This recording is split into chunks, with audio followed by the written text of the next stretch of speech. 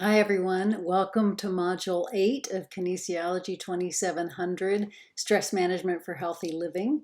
This module is really about beginning to make the shift, right? So let me just ground us a little bit in where we've been. Again, we defined stress as emotional disequilibrium. Again, anything that throws you off balance, a thought, a word, a perception, something you're worrying about, anything that throws you off emotional balance. We know it when we feel it. We also know when we're feeling good.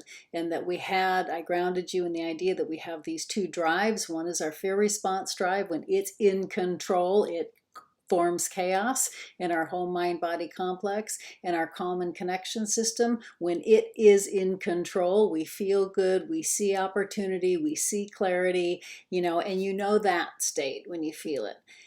So I gave you a lot of background on the whole physiological implications of each of those states, and the fact that when we're in, we can only be in one or the other state at any given time, and the one that we're in is the one that begins to dominate our life. Then after all that, what I did is we really started beginning to learn some skills, right? I gave you the idea that we've got, and I'm going to revisit this in a second, but I just want to lay the groundwork for where we're going, that we have to have a two-pronged approach. We have to have an approach that reduces our fear response, but then we also have to have an approach that actively cultivates our common connection system, because we get good at what we do most often. And so if you're only trying to be not sick, as you'll see later in the video, it doesn't necessarily mean that you're going to be well. So we have to also give intention to that. And so last week, after laying all that foundation, last week we started really learning some skills. And I gave you the idea of the 4 steps: recognizing when you're stressed out or triggered, releasing its impact on both your mind and your brain, and then replacing with a different way of being. And then when you do that often enough, you begin to restore a whole new way of being in the world. So now we're going to really make the shift. Now we're making the shift into the replacing. Now we're going from, mindful awareness to recognize and reduce, to heartful engagement, which I call a way of kind of actively engaging in life generating emotions.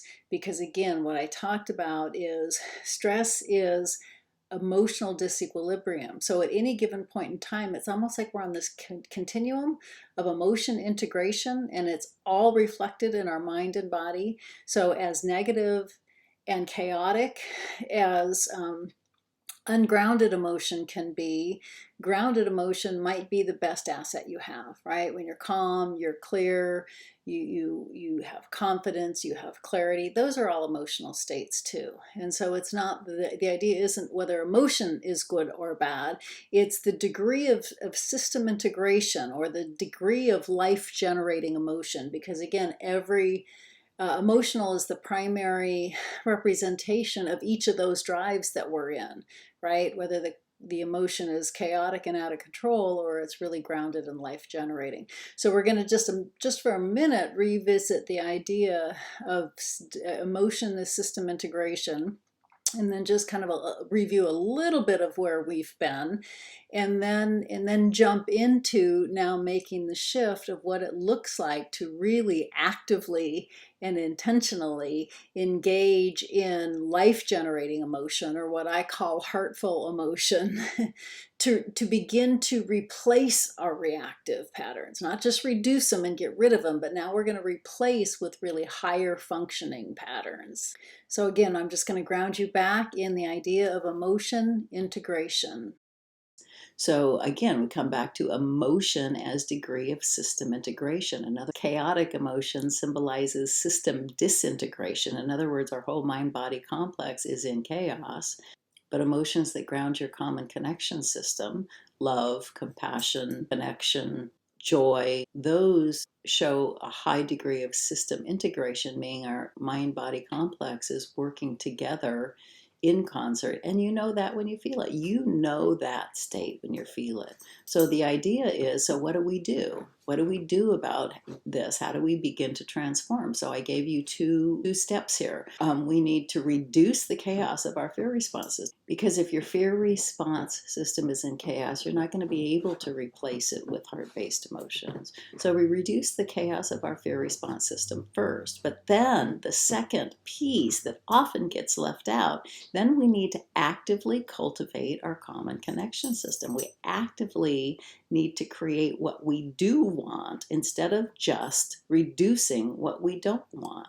So I gave you the 4 R's to emotional resilience: recognize, release, replace, and restore. So the first two, recognize and release, are reducing your fear response.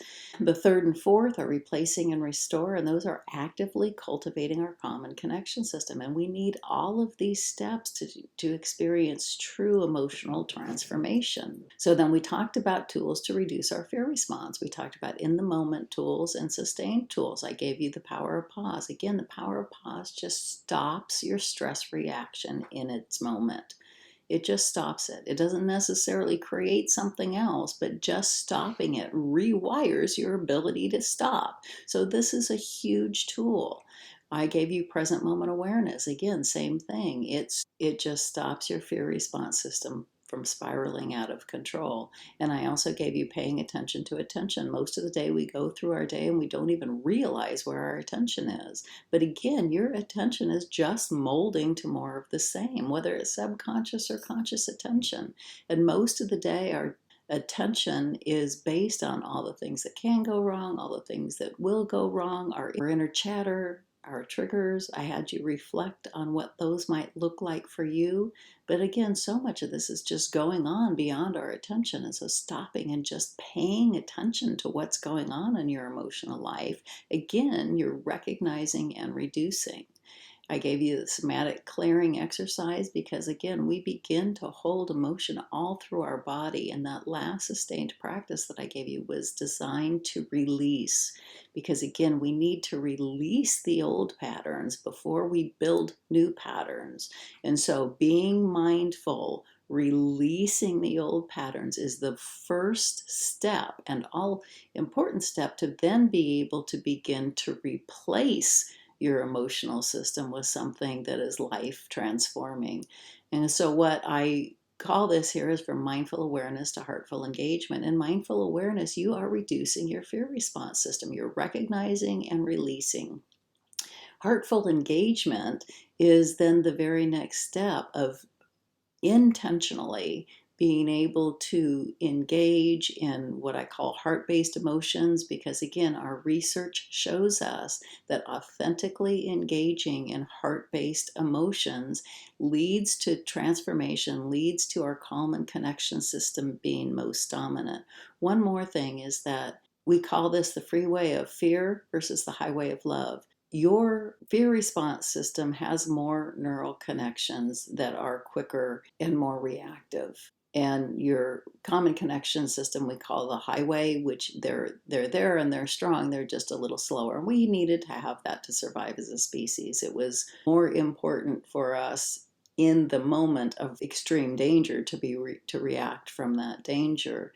Like I said, it's not a stronger drive, it's just a quicker and more responsive drive. So we need extra attention to really engaging our calm and connection system to make those neural nets just as strong. So the lessons that we learned from positive psychology is that psychology, if you just look at this line here, psychology used to deal with kind of the bottom part of the arrow, mental illness to okay enough. They were going to look at mental illness and fix mental illness, which is really important, right? Especially for people that were mentally ill.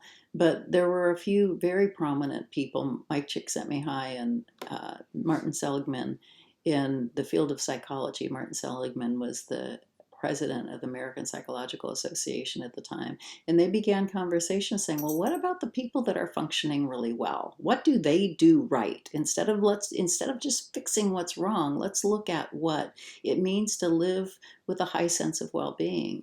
And so they began to study people all over the planet that had a high sense of well being, whatever that meant to them in their culture. And what they realized is that people had a high sense of well being actually focused on all the life skills that it took to be able to have a high sense of well being. In other words, fixing what's wrong doesn't necessarily create what's right.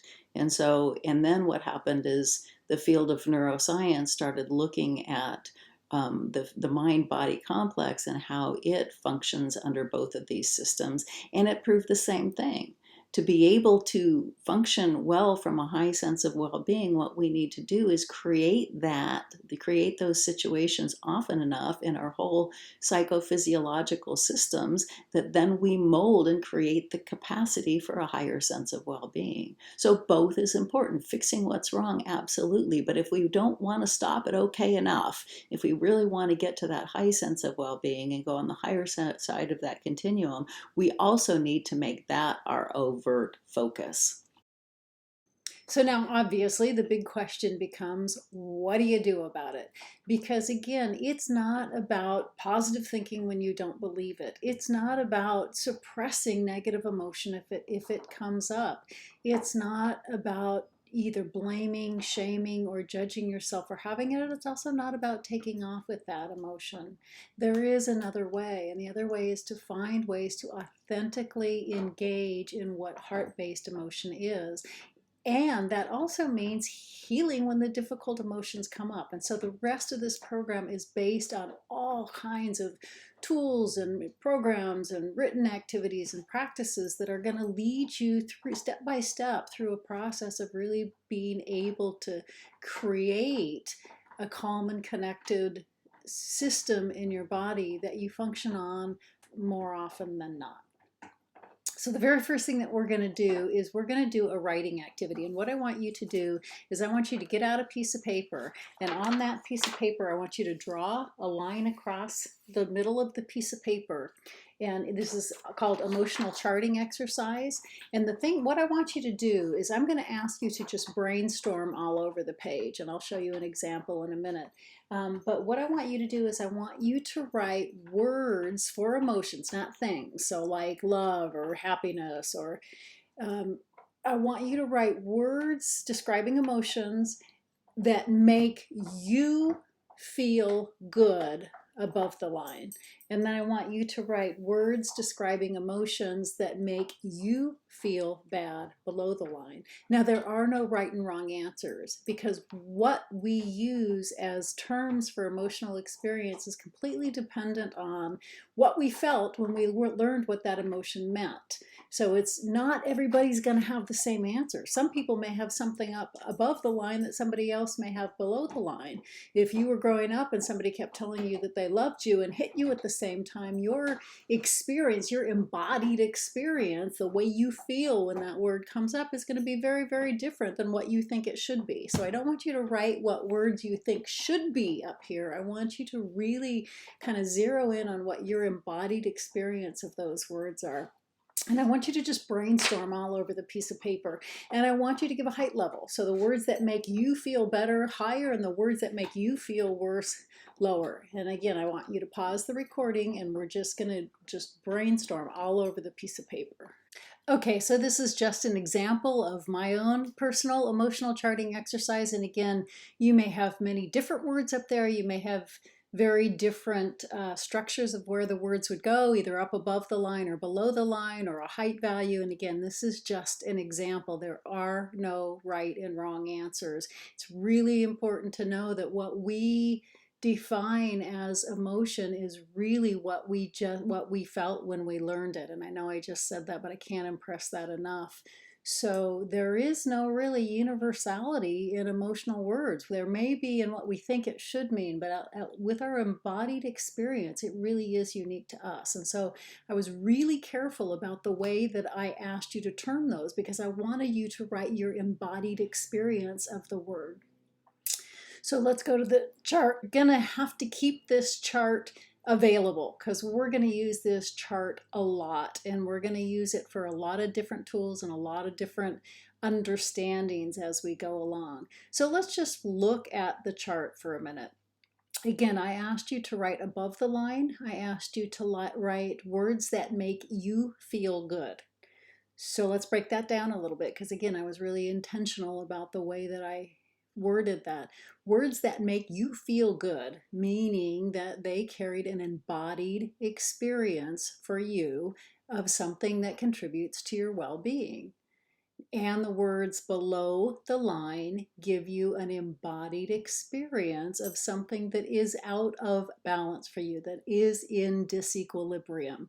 Okay, and again, I do not use positive and negative, because a lot of people would say positive is above the line and negative is below the line. I don't use those, because what happens if you use the words positive and negative, then the negative words get judged. And I absolutely honestly believe that the words below the line are an emotion that has become out of balance because of an implicit memory that we talked about from the first session, an implicit memory that needs healing. And so we're going to get to those below the line. And it's really important to know that I am not in any way demonizing the words below the line. And it is true that if you stay steeped in the emotional states below the line too long, that it does lead to system disintegration. It does lead to emotional disequilibrium, and it does lead to a low sense of well-being. But again, I don't want to judge, I don't want to demonize those words, because we're going to come back to those words in a very, very, very healing way. But the very first thing that I want you to do is I just want you to look at the words above the chart. And I'm going to give you some very, very easy everyday tools to be able to implement in your everyday life that can really change a lot. Again, in the world of neuroscience, little changes go a long way. So it's just the little things we do all day long on a daily basis that make up the basis of true transformation. Such a great example of transformation that I know of was Dr. Habib Sadeki, who wrote the foreword for my book, relayed a story about how a big, big, big ocean liner changes course. And the captain actually doesn't move the rudder. He moves a tiny little rudder that moves the big rudder that eventually then changes the direction of this whole big, big, big, big, big tanker. And so he compared that to the process of change. All we need to do as human beings is just worry about that tiny little rudder. It's just the little changes consistently all day long that begin to change the big rudder, that begins to change the whole direction of the tanker being our life, just a little bit down the road. So it's really important. It's just the little things that we do all day long, every day, consistently and constantly, that begin to make big transformative changes. And so one of the things I always say is shift when you can, heal when you can't. When you look at that line, shift when you can, go up to the top of the line when you can. Now again, it's really important to understand that it's not about pretending, it's not about positive thinking when you don't believe it. But a lot of times it's a choice. A lot of times I can be driving to work, or I can be walking to class, not so much right now, maybe walking around the neighborhood, but I can just have my mind focused on all the things that are going wrong just as easily as I can have my mind focused on all the things that are going right. A lot of the times it is a choice. And so when you remember that every moment of every day we're transforming to every moment's experience, it becomes important where your attention is in all those tiny little moments of the day. When I can be walking or driving and just as easily be focusing on all the things that I'm grateful for, all the things that I love or that I'm feeling connected to, those moments begin to make up the whole fabric of my life. And so what we're going to do here is we're going to talk about tools that you can just implement in your everyday life that seem like little shifts, and they might not seem so much, but overall they begin to shift your whole system. And so one of the tools that can be very powerful is something called the 3-to-1 ratio. There's been research done that shows that from a neuroscientific standpoint or a psychophysiological standpoint, or again, the way our whole mind-body complex works together, which again is in perceptions and behaviors and choices, it's not just like from your shoulders to your toes. From a psychophysiological mind body complex standpoint, if you can be in an emotional state above the line, 3 moments to 1 moment below the line, we see huge transformations take place. So a lot of times it's a choice. And a lot of times when it is that choice, if you can choose to be in a state of gratitude, you can choose to be in a state of love, you can choose to be in a state of compassion, major, major, major changes take place. We just don't understand the power of our attention every moment of every day. And when we can shift, if you can shift, authentically shift, just to be able to do that on a routine basis makes a major, major change in what's going on with you. The other great thing about the 3-to-1 ratio is it leaves room to be human. Nobody expects you to be above the line 100% of the time. It's not normal.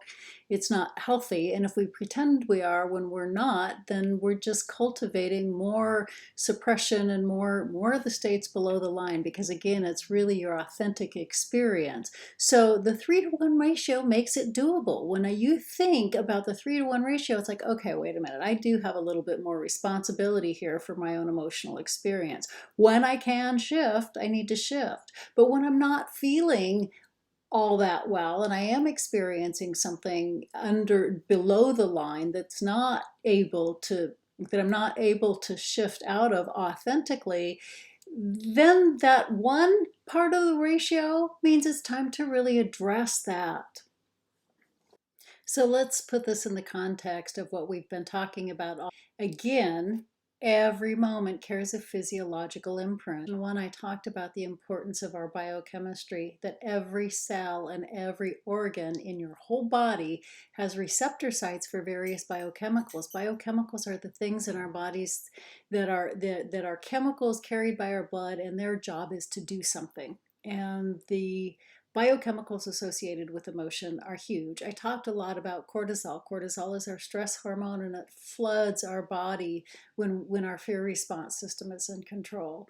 But we also have biochemicals that function the opposite, and oxytocin is one of those. Oxytocin is produced through trust, love, bonding, all the opposite states that you would think of for your fear response system, right? Oxytocin is one of the primary hormones of your calm and connection system. There are others, but oxytocin is one of those primary hormones. Also, although oxytocin and cortisol aren't opposite, they function a lot as opposite biochemicals, right? When our cortisol is high, our oxytocin is low. But the opposite is also true. When our oxytocin is high, our cortisol is low. And so every time you make a little shift, every time you make an authentic shift, every time that you smile, every time that you have a meaningful conversation or interchange with somebody, anytime you make a really authentic connection with another person or an authentic connection with your inner self, it's like the IV bag, right? You're giving yourself a little spurt of oxytocin all day long. And again, our receptor sites for various biochemicals get better at doing what they do when we have more of that biochemical available. And so the more often that we begin to give ourselves little spurts of oxytocin all day long, the more our whole system overall switches to a place that is functioning from the state of that biochemical more often than not. We even see healing in oxytocin receptor systems when we can really begin to replace experience with that consistent connection with ourselves, with life, with the beauty around us. Now, another everyday tool that is available to us any moment is something that we call micro moments. Micro moments are similar to the 3-to-1 ratio, except micro moments are moments that you can create. It's not that you're relying on external things to happen. Micro moments are any moment that you can make a shift, any moment that you can stop and just pause and appreciate the scenery, or stop and have a meaningful connection with somebody, or stop if you're a dog person. I'm a dog person. If you've seen them in the background, if you stop and pet a dog, or just take a few moments and really be with yourself in a grounded way. Every single time that you shift, every moment of every day, you just have the opportunity for these little micro moments all through the day. Micro moments are moments that you create. They're just little tiny, again, they're called micro moments because they're just little tiny moments. It's not like you need a big shift for the rest of the day. But in terms of what I just talked about, in terms of the oxytocin drip all day long, those micro moments add up. And the more micro moments that you can create on your own, the more that it's easier to shift that 3-to-1 ratio. And so micro moments are an incredibly powerful tool if you can just think in your brain every time, every moment has an opportunity for shift. Now, are you going to shift every moment? Probably not. But every moment provides that opportunity, and the more opportunities that you can take to just create one little micro moment of appreciation, of connection, of joy, of love, those begin to, again, give you the oxytocin spurts all day long that really shift your system overall. Another really powerful tool we call cementing moments of joy. Anytime that we all have moments of joy all day long. All day long. The problem is most of the time we overlook them because we're so focused on what's going to go wrong, or we're so focused on the expectation of going wrong, or we're so focused on the things that have gone wrong, or the things that we're going to anticipate that are going wrong. And we completely overlook all these moments of joy. And so there's something really powerful, again, because your attention creates the neural shifts in your body, because your emotional way of being something creates all the biochemical shifts in your body. When you can focus on a moment of joy, just take a moment and pause and wow. And it's like you're just trying to really soak up that moment in your cells. It doesn't take any more than a moment. But when we have these moments of joy all day long, you just pause, and it's just like you're just trying to soak up that moment. It's like you're trying to make a cellular and neural imprint of what that moment feels like, because in reality, that's what you're doing. And so just stopping and catching the moments of joy all throughout your day is a really powerful tool. So what we're going to do is another writing activity, because I know I'm giving you a lot of information and a lot of tools really quickly. And again, the only thing that's going to change you is changing your experience. And so the key is not just learning the tools, but really implementing them in your life. And the more you reflect on how you're going to do that, the more likely you will be to actually do that. So what I want you to do is I want you to pause the recording. And what I want you to do after you pause the recording is I just want you to brainstorm for about 5 minutes about how you might implement these tools: 3-to-1 ratio, micro moments, and cementing the moments of joy. Now, obviously, there's a lot of gray area. Those tools overlap. They may be, may have moments that would fit all 3 categories. Absolutely fine. But again, the power in this is just doing stream of consciousness writing about just really reflecting on your life and reflecting how you might more effectively be able to implement these tools in your life. When you think about it ahead of time, it's way more likely to play out in your regular life. So again, pause the recording, 5 minutes of just brainstorming on these 3 tools and how you might implement them in your life. Again, so those are a set of tools that you can just bring through the tapestry of every moment of your life. They're just about bringing your attention in a different way to all the moments of your life and shifting when you can.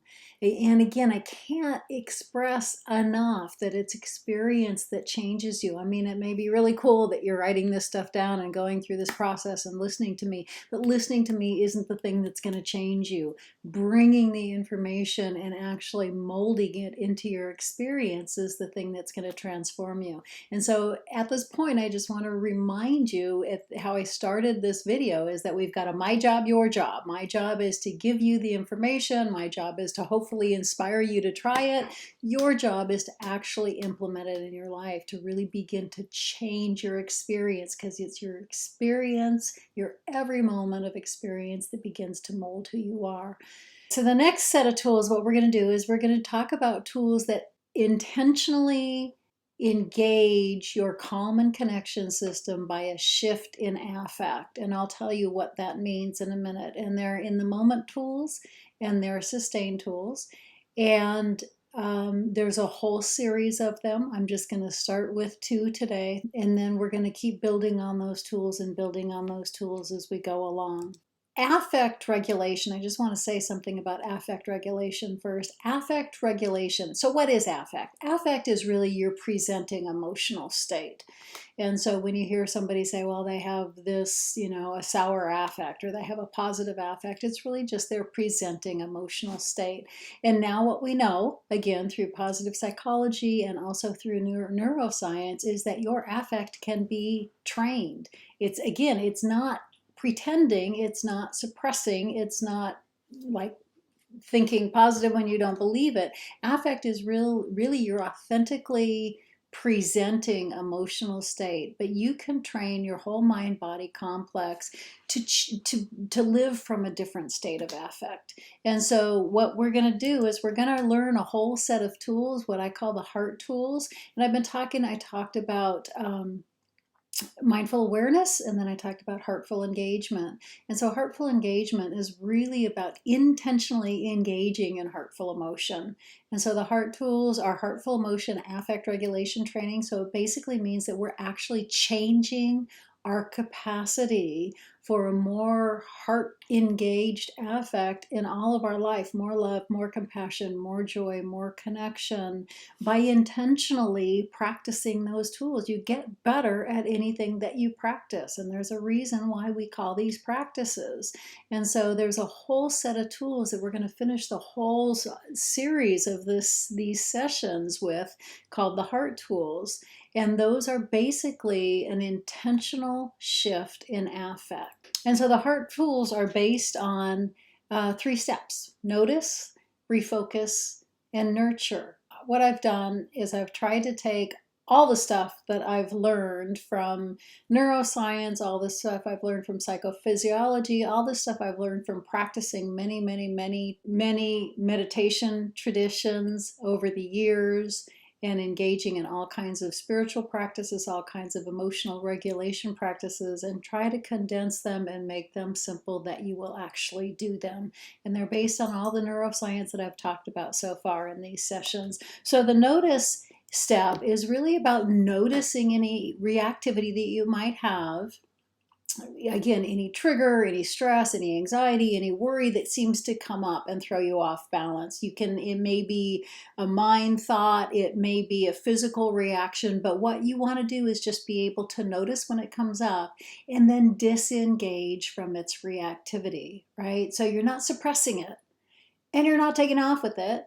And you're not blaming and shaming yourself for having it. What you're doing is it's almost like you're noticing from a witnessing. This is like where the power of pause comes in, right? That's like the first step in this. We're just going to notice from a non-reactive, non-judgmental point of view so it doesn't get hold of us. And again, what that does then is begins to stop our fear response. This is kind of the recognize, release part of the 4 steps. Then we refocus. And in the refocus, what we do is we refocus our whole physiology, because refocusing our physiology helps us release, again, releasing that this build up from our fear response system, but then it also opens us up to be able to really authentically engage in an emotional shift. Because again, you can't force it. You got to make your whole mind body complex ready to be able to be receptive to an authentic shift. So what we first do with the refocus step, again, this step is made to really be able to open up the spaces for us to be able to make an emotional shift. And so the first thing we want to do is bring ourselves fully present. Most of the time, what really helps to facilitate this is to become hyper aware of your physical senses. It's like zero in on what are you hearing? What's the sensations on your skin? What are you seeing? It really grounds you in the here and now, which helps turn off the fear response. Remember, we have to turn off the fear response, but then we need to actively engage in our calm and connection response. So part of the refocus step is just kind of finishing turning off the fear response and then opening up the spaces for the calm and connections response. So then there are physiological things that we can do. And in those physiological things that we can do, they absolutely open up the spaces for us to be able to ground ourselves in being receptive to an emotional shift. Your facial muscles are incredibly connected to your emotional system. So just by relaxing all the tiny little muscles around your eyes, relaxing the muscles all through your face and cheeks, relaxing your shoulders, again, and this was all part of the present moment awareness, but now we're going to bring it a step further. So relax your eyes, relax your shoulders, relax your chest, and then just begin to breathe. It really helps if you bring the awareness somewhere in your torso, because it really does help turn off the brain chatter. So again, just bring yourself present, eyes, face, shoulders, breathe, and then just keep your awareness with a slow, comfortable breath. Then the next thing we're going to do, then we open up the spaces to be able to authentically engage in an emotional shift. Now, all the heart tools are a little different depending on what the emphasis of that tool is, but right now, generically, just talking about the heart tools is when we nurture a state of emotional balance that is appropriate for us at that moment. Most of the time it helps if you engage in an image. You don't have to. Some people aren't image people, but a lot of people it helps if they just bring up an image of something that they love or that they appreciate or that they're grateful for, or a nice memory or some kind of imagery that's going to help bring up that embodied state of some kind of heartful emotion. So what you want to do is just deeply feel it as much as you can in every cell of your body. And again, a lot of people, this helps to bring up an image. If a certain image doesn't work at a certain time, don't use it. It's not really the image that's the key. It's the embodied experience of really shifting your whole mind-body complex into a heartful emotional state. So Heart Made Easy, again, notice and disengage from your reaction, and then just breathe, refocus, become present, relax your eyes, your shoulders, your torso, and breathe at the level of your torso. Nurture an intentional state of emotional balance with a memory, of feeling, an image, self-love, and then just breathe. So again, all of the heart tools have a different emphasis. This is kind of the generic presentation. We're going to go on again through all the rest of the sessions using different forms of the heart tool. But what we're going to do with this session is we're just kind of use the basic form of what a heart tool looks like. So what I'd like you to do is we're going to go do another quick short writing activity. I'd like you to get out a piece of paper, and on that piece of paper, I just want you to write down images that typically for you bring up some kind of really deeply felt sense of a heartful emotion, and just brainstorm all over the page. And they don't have to right now. Sometimes something's going to bring up that emotion and sometimes it's not. So right now I just want you to jot down or brainstorm things, images that you could use that would bring up that felt state. Most of the time it doesn't have to. And again, it could be person, place, thing, image, memory, whatever it is for you that again brings up embodied sense of a heartful emotion. Pause the recording and write.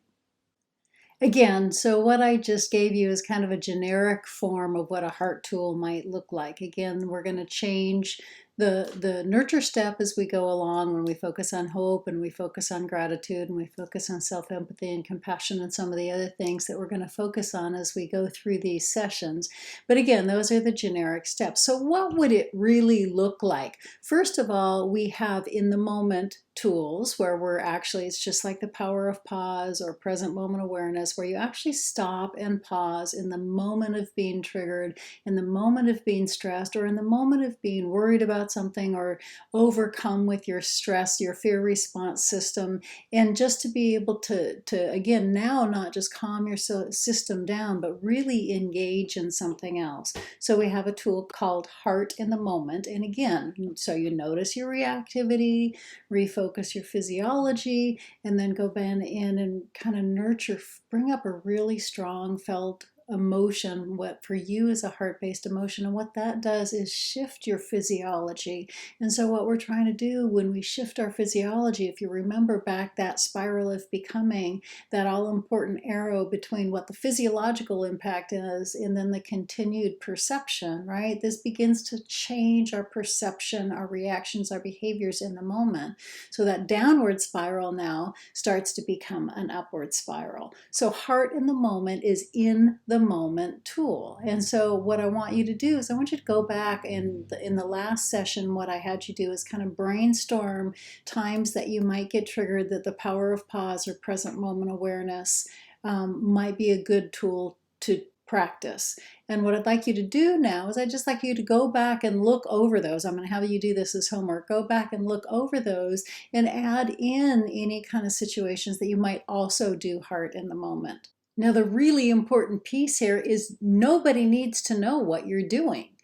You can be in the moment of reactivity and be in the middle of a conversation, a heated debate, a difficult situation where you're really triggered. Nobody needs to know that you're just, okay, I'm going to disengage. I'm going to relax my eyes and my shoulders and my chest. I'm just going to start thinking about my dog's face. And you're right in there interfacing with somebody. And yeah, it does take a little bit of practice, but what happens is your whole physiology changes. And when you're not combative, if it's in relationship to somebody else, you're not combative back, then all of a sudden the whole situation softens.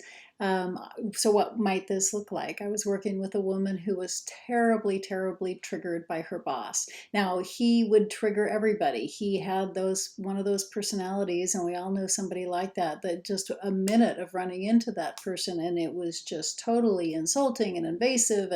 But she really carried it hard. And she knew she had to go in for a meeting with him. And so she just spent a moment right standing outside of his office. Nobody knew what she was doing.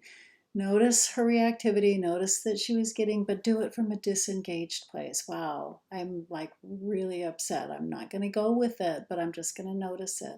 Now I'm just going to relax my eyes and my shoulders. I'm going to take a deep breath, and I'm just going to think of myself on my favorite hike up in the mountains and just really feel that embodied experience. And she went in to go talk to her boss, and she was a completely different person.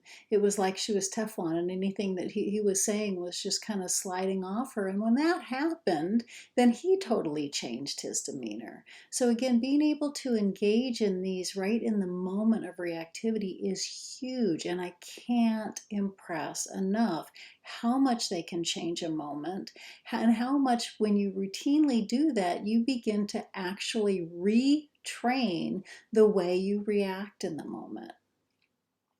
Okay, so another variation of this is what I call heartful outlook. Heartful outlook is the same thing in the moment of stress. Again, you're going to stop. It's in the moment tool, but again, it's one of the heart tools because you're going to intentionally engage in an affect shift. Heartful outlook is when you really want to use a specific emotion, like heart in the moment is just basically anything. I can think about my dog's face. I can think about being up at the top of Half Dome in Yosemite. I could be thinking about the beach. I could just be thinking about anything that's just going to really engage me in a really important emotional shift. Heartful outlook is like you want to engage in a specific emotion, and it's usually the opposite of what you're feeling at the moment. So I may be getting ready to give a presentation and I'm really nervous. So I'm just going to do the same thing. Notice my reactivity, refocus, take a deep breath, do my eyes, shoulders, breath, drop down to my torso and breathe. And then I want to engage in the exact opposite. I'm going to breathe calm. So it's like you're breathing a really specific emotion that's kind of like counteracting the thing that you don't want to feel in that moment.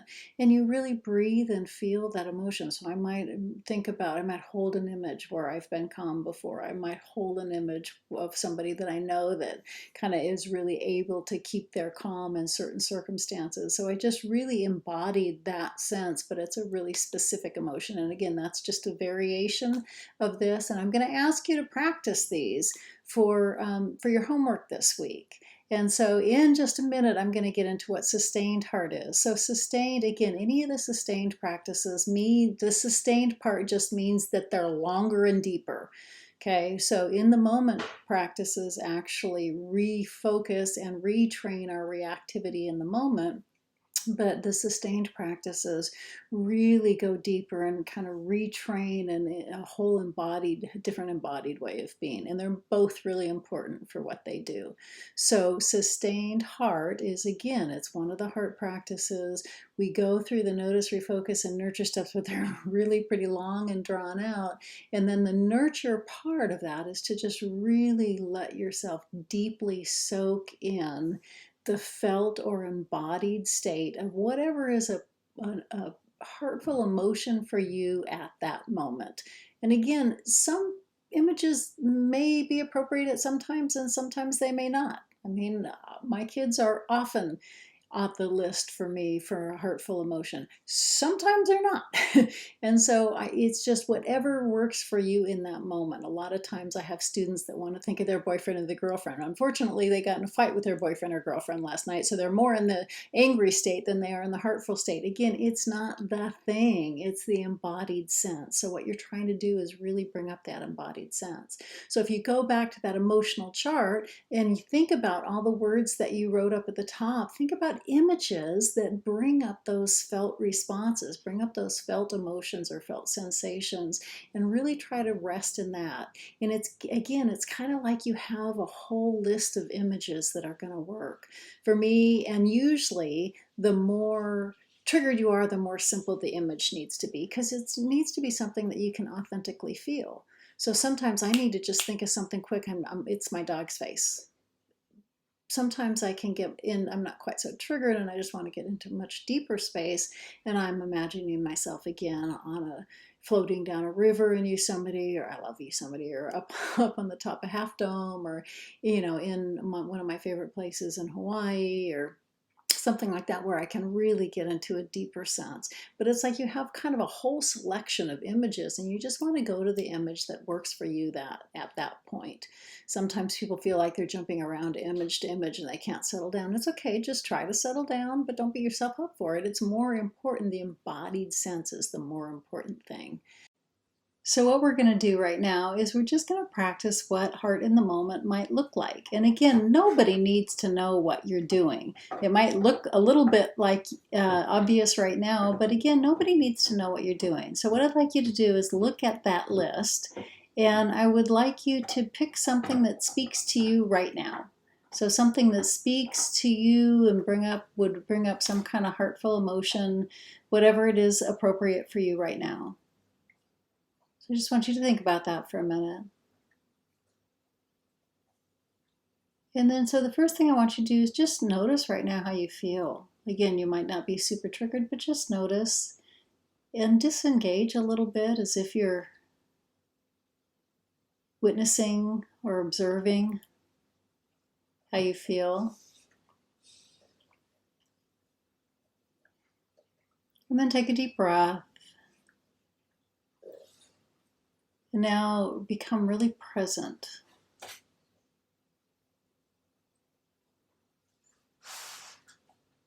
And now focus on the tiny little muscles around your eyes and release those, and the rest of your face.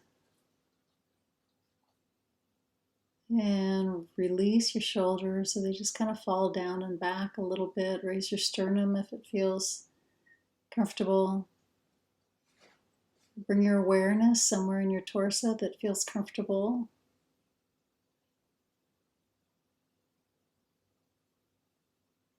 And then just focus on a comfortable breath.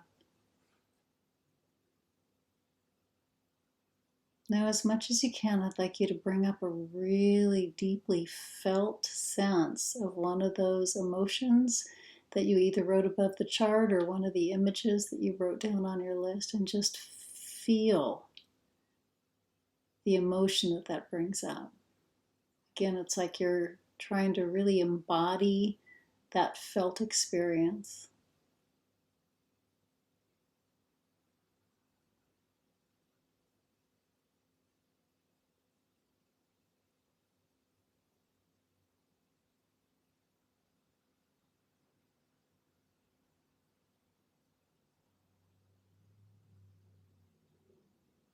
Every breath in, it's like you're just embodying that feeling state a little bit more.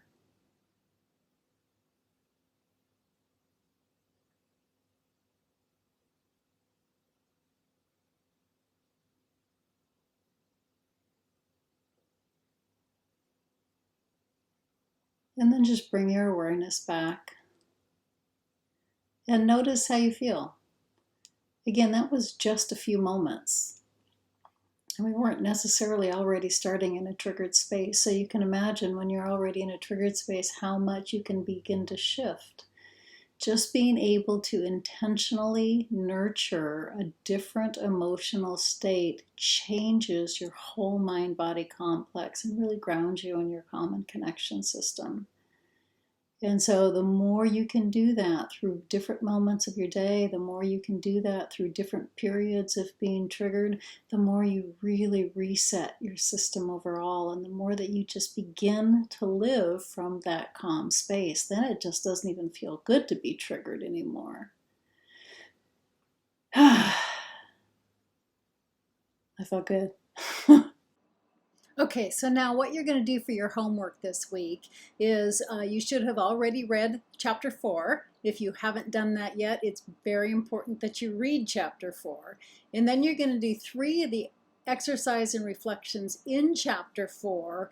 The emotional charting exercise, the apply the ratio and create micro moments, and the note your shifts. Now, most of those you've already almost done by following this video. So I want you to take what you've done in this video and then just shape it up so you can make it look like what is required in the book and then turn that in. So again, you've already done most of those. I just want you to kind of shape it up the way it asks you to do it in the book and then turn that in. You will combine all of those in one document with each part clearly labeled and then submit that as one document.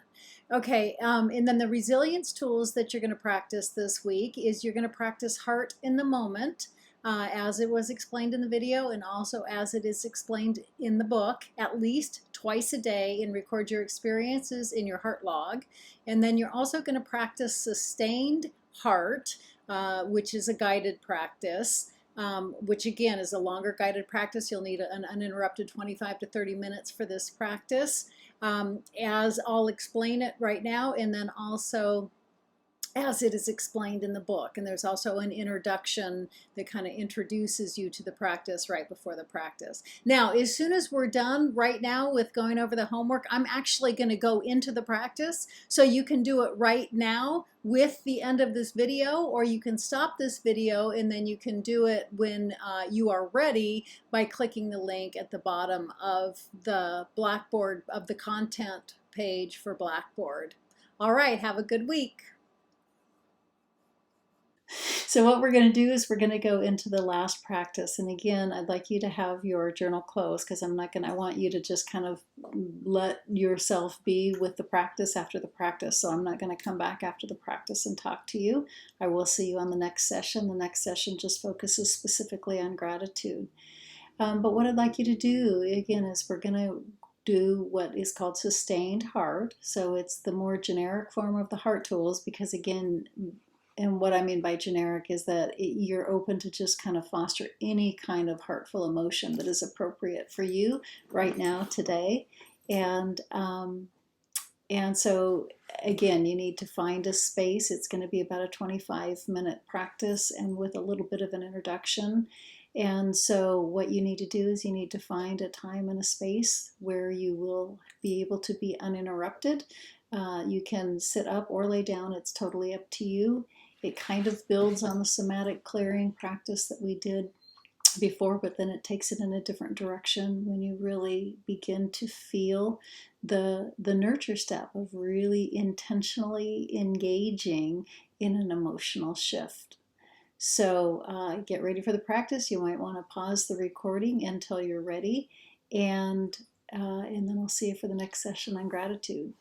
Until then, take care.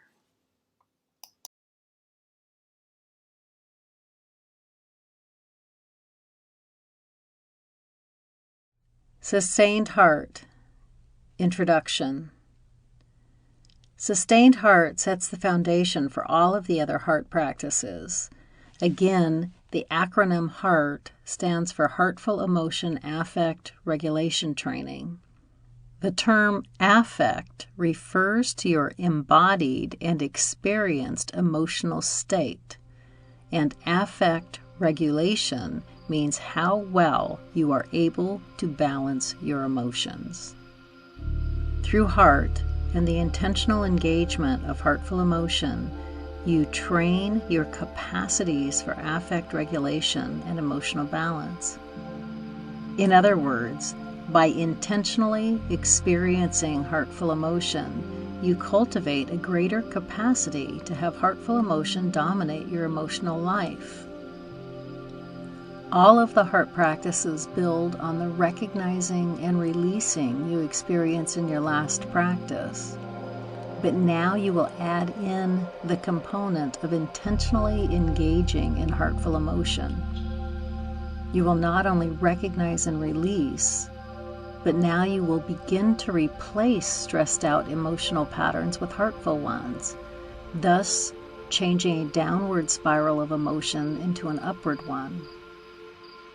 All the heart practices are based on the notice, refocus, and nurture steps as outlined in the book. As the heart practices progress and deepen, the nurture step will vary in its emphasis. However, the notice and refocus steps remain consistent. Sustained heart is the basis for all the heart practices that follow. In sustained heart, you will hold what for you is a heartful emotion as a deeply experienced state for an extended period of time. Before you begin, look back at the emotional charting exercise. Look at all of the words you wrote above the line. Pick one or two that call to you right now. Focus on what they mean to you and jot down any associated images that may come to mind. In other words, I may be struck by the word love and jot down some of the things in my life that bring up the felt experience of love. The idea in sustained heart is to hold the felt experience of a heartful emotion for a period of time and deeply feel it throughout your mind-body complex. It often helps to begin the practice with an idea of what emotion may be calling to you, but be open to shifting if, when in the practice, another heartful emotion surfaces. Looking at the chart can help to bring an emotion and associated images to mind, but be open to the fluidity of the process, as it is the felt experience that is the transformative factor. Many people find it easier to bring up a felt experience of an emotion if they have an associated image, but that is not true for everyone. If using an image helps you to create or maintain this engaged state, it is a good tool to use. However, it is important to remember that the image is just a tool, and a genuine heartful focus is the most important aspect of this practice. And if you find yourself shifting from image to image, that is fine. Just try and settle on the felt experience. It is not the image that is important, but the experience, and some people don't use images at all. Also, occasionally I have participants who, theoretically, have something above the line that they think should bring up heartful emotions. However, in reality, they don't.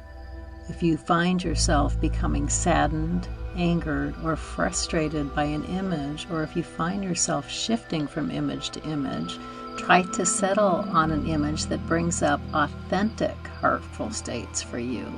Don't think about it too much. Let the practice guide you.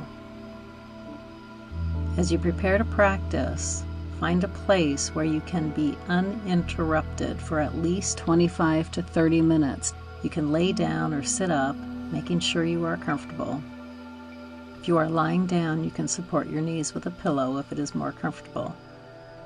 Also, you might want to keep your journal with you, as post-practice is an incredibly rich time to journal and record your experience and any intuitive insights that might come up. Sustained heart. Practice. As we begin, let your awareness find your breath. Let your awareness find your breath at a focal or still point in your torso that feels comfortable for you to immerse yourself in the experience of breathing. It's not a controlled breath. It's a very comfortable, very natural breathing pattern where you can feel at one with your breath.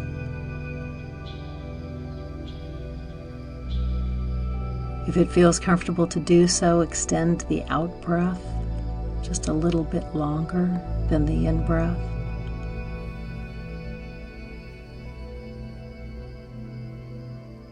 If you'd like, you can repeat the word release silently to yourself on every out breath.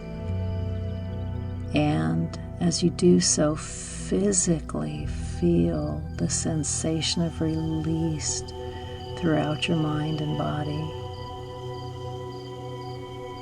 Oh, it feels like your whole body is releasing a deep sigh.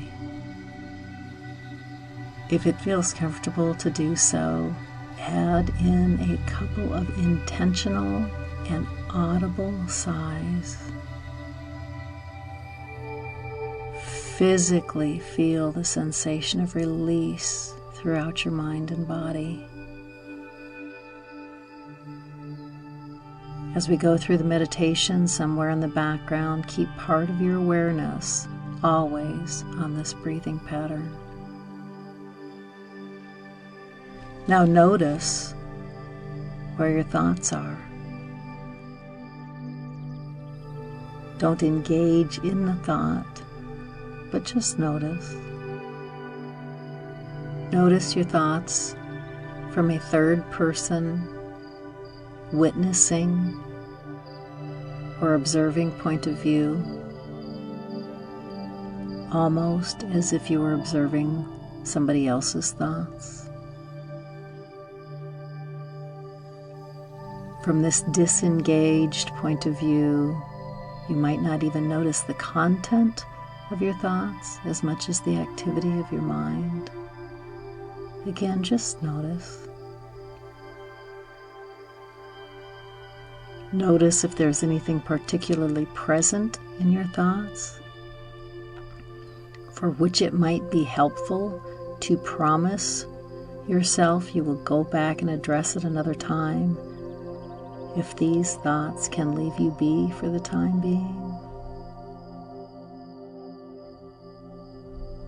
Acknowledge them and promise yourself you will do so. And feel those thoughts beginning to gently drift away.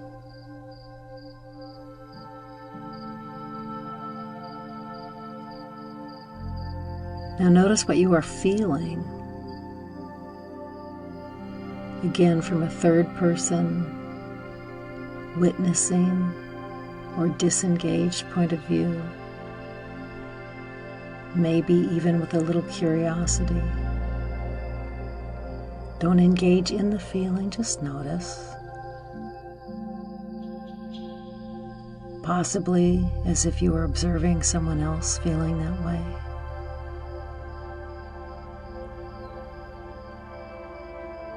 Maybe even with a little disengaged curiosity or surprise.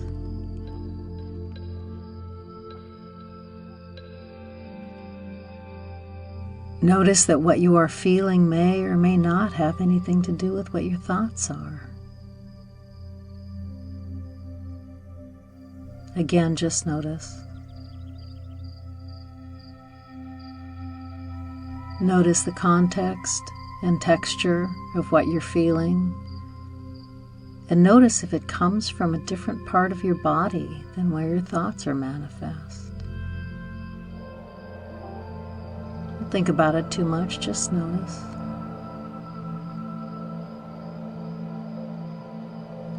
Notice if there is anything particularly present in what you are feeling, or it might be helpful for you to go back and address it another time if they can leave you be for the time being. Acknowledge them and promise yourself you will do so. And feel them beginning to drift away.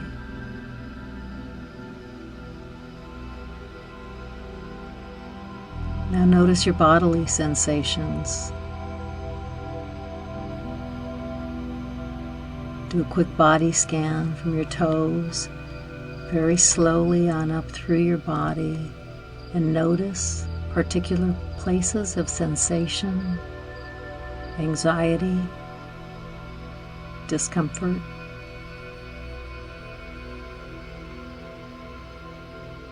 Again, just noticing without judgment or engaging in the sensation.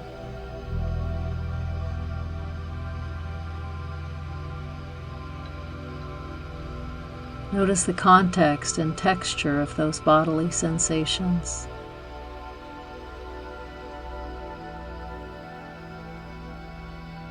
Maybe noticing with a distant curiosity.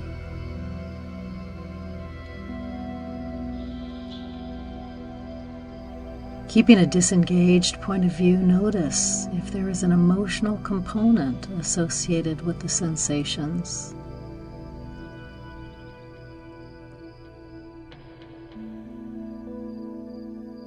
Notice the context and texture of those bodily sensations, and notice if they carry for you some intuitive message.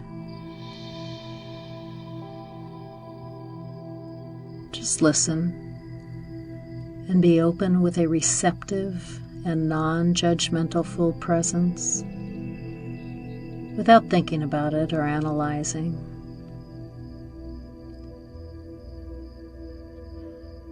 Now we will refocus your physiology to allow you to be able to go deeper with the meditation.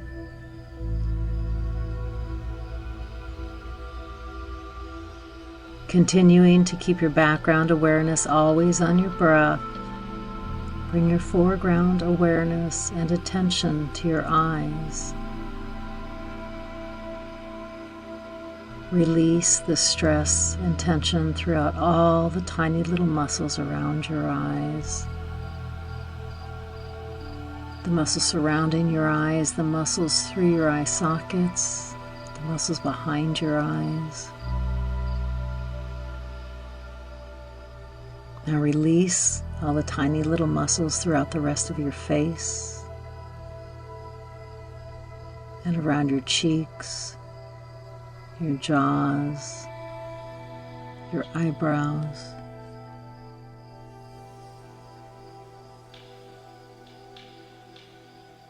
It may feel like you are losing any expression on your face. Now release through your shoulders.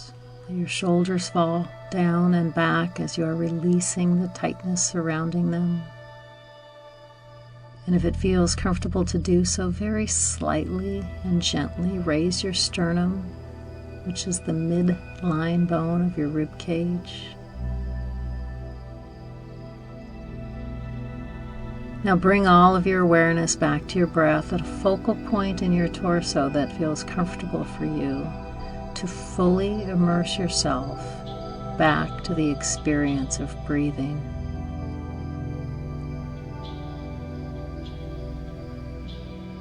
Now imagine a wave of relaxation starting at your toes and coming through and around your body. I will name body parts, and as this wave of relaxation concentrates on and makes its way through each body part, deeply feel the sense of release and relaxation through those same body parts. This wave of relaxation is starting at your toes, making its way through the balls of your feet, deep into the tissue of the arches of your feet, very slowly up through your ankles. Now this wave of relaxation is slowly making its way up your lower leg, and you can feel the deep sense of release of the muscle tissue of your calf and back and the shin and front. And very slowly now this wave of relaxation is making its way through your knee joint, and you can feel the sensation of release through all the tendons and ligaments that hold the joint together. And now this wave of relaxation is making its way slowly up your thigh, and as it does so, you can feel it deeply penetrating the muscle tissue in the front of the thigh, the muscle tissue in the back of the thigh, feeling the deep sense of release all through the thigh. Now this wave of relaxation is making its way through your hip joint. As it does so, it is deeply releasing all the muscles, tendons, and ligaments that hold the hip joint together, and you can feel a deep release through the whole joint. Now this wave of relaxation is slowly making its way up your lower torso, and you can feel a deep sense of release through your whole pelvic girdle, your lower abdominal area, your lower back. And now it is slowly making its way up to about the height of your waist. And as it reaches your waist, bring all your awareness to your back. This wave of relaxation now is concentrated, traveling up your back muscles, starting at the muscles on either side of your spine, and deeply penetrating and releasing the muscle tissue as it makes its way up. Now it is releasing all the muscle tissue surrounding your shoulder blade area and into the shoulder joint itself.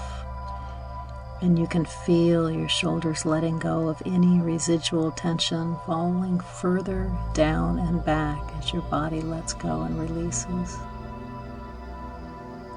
And now this wave of relaxation is simultaneously making its way down each arm, first deeply penetrating and releasing the muscle tissue of your upper arm, down through your elbow, your forearm, down into your wrists, your hands, your fingers, and you can feel a profound sense of release of all the stress you typically carry all through your hands.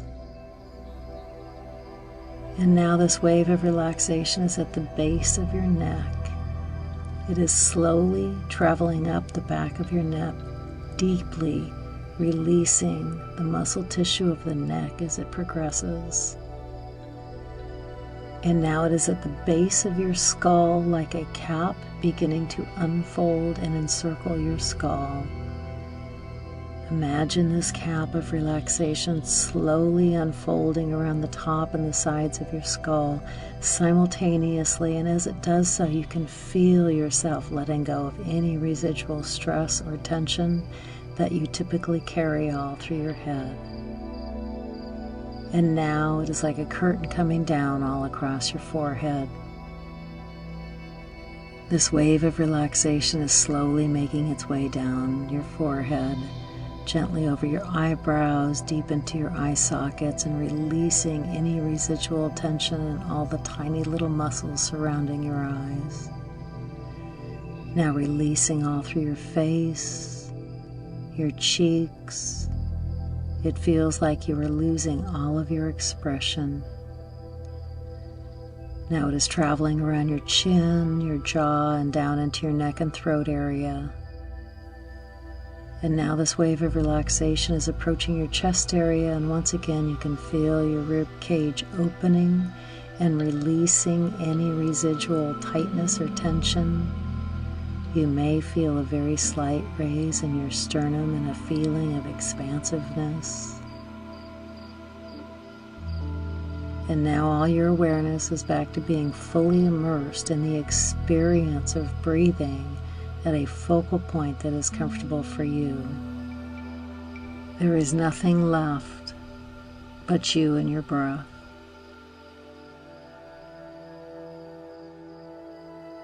If it feels comfortable to do so, cultivate a tiny little smile and notice how the sensations of your body shift. Now you will nurture an intentional state of heartful emotion. So as deeply and as vividly as you can, nurture the felt experience of what for you is a heartful emotion. It could be something that you listed above the line on your emotional chart, or be stimulated by some of the images that you wrote in one of the exercises. Or if something else intuitively comes up and is a deeply experienced heartful emotion for you, feel free to go with that. If you find yourself jumping from image to image, that's okay. Just settle in on the felt sensation of a heartful emotion. Don't think about it too much, just go with what feels natural. The idea is to deeply immerse yourself in the felt sensation of that emotion. For many people, an image helps bring up the sensation of the emotion. It could be a time when you've experienced it or a similar emotion before. It could be what you would imagine it to feel like. Or it could be putting yourself in the place of someone that you have observed experiencing the emotion and imagining it as you. It is as if you are trying to soak the experience of this emotion in every cell of your body.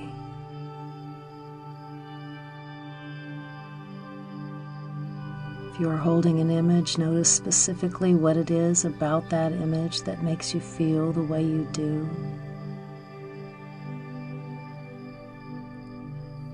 Notice the detail.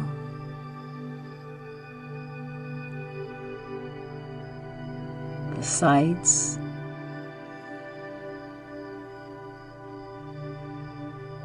The sounds.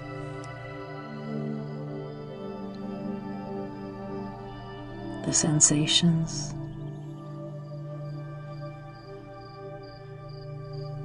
Experience this emotion with all of your senses.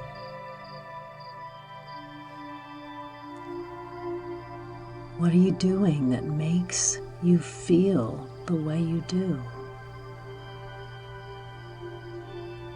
Are you with anybody?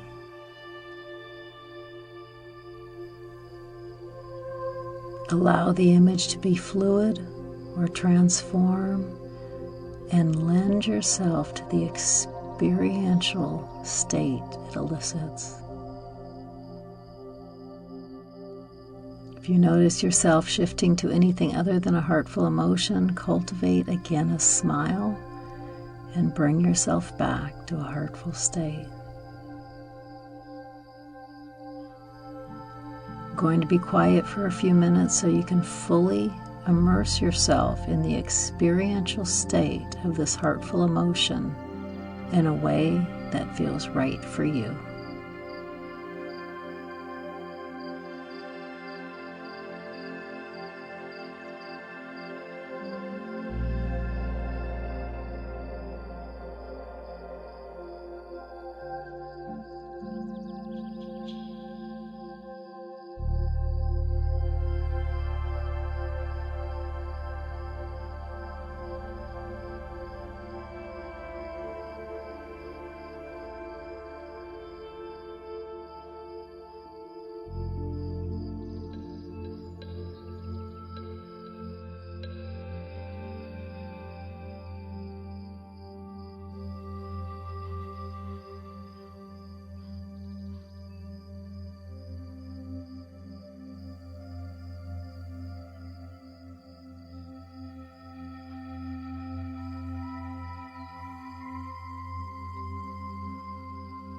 Now, ever so slightly, bring a subtle shift in awareness to yourself deep in the meditation. Don't come out of it. It is more like you are observing or witnessing yourself deep in this state. Continuing to bring an awareness of yourself deep in the meditative state. Pause and reflect.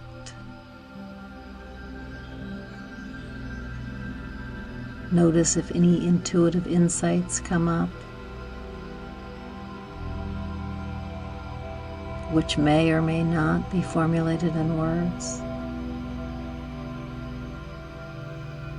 It is important to spend some time in awareness of this liminal state or in-between state as it integrates the parts of your brain to more easily access the meditative state in your conscious moments. Spend a few more moments in this liminal state.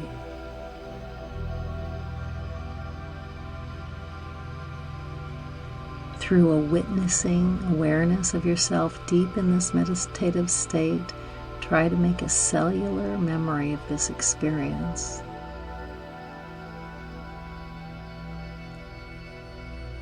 In other words, it is like you are trying to cement this experience in every cell of your body.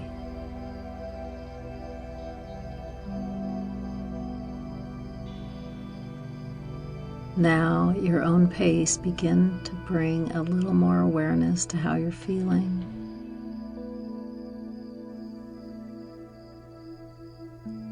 And more awareness to the sensations of your body. Move your hands, move your toes,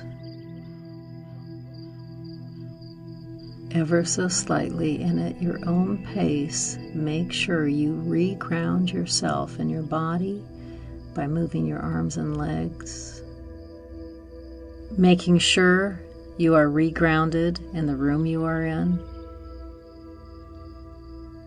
Take several deep breaths and open your eyes only when you are comfortable. Pause and reflect for several moments. Notice any insights and reflect on your experience. Jot down any thoughts about your experience.